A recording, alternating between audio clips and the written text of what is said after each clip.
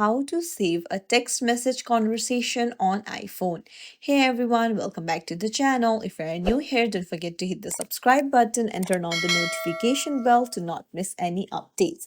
In today's video, we're diving into a common question. How can you save a text message conversation on your iPhone?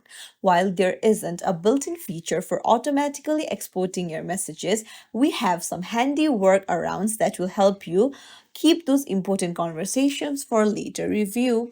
First things first, open up your messages app and then go to the conversation and just long press on one of the messages, and then you'll find the more option, tap on it, and then now you can select the messages that you want to save. Now select all the messages that you want to save, and then once you have ticked all the bubbles, you will see arrow button on the bottom right. Tap on it,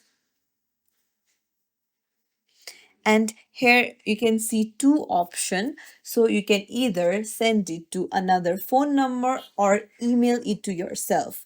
Just remember, this method won't keep the original message bubble format. It will look like the preview.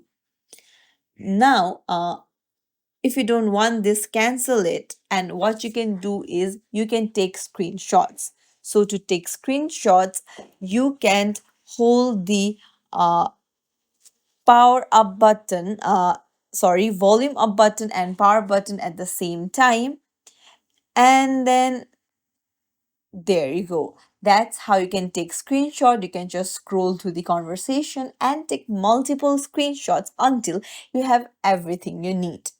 Now, another great option is you can swipe down from the top right of your screen and then tap on the screen recording option. Like that, you can just screen record and then just scroll through the conversation and it will save as a video in your photos.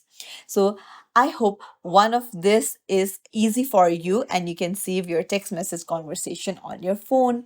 If you found this tutorial helpful, don't forget to like and subscribe to our channel for more tips and tricks. Thank you for watching.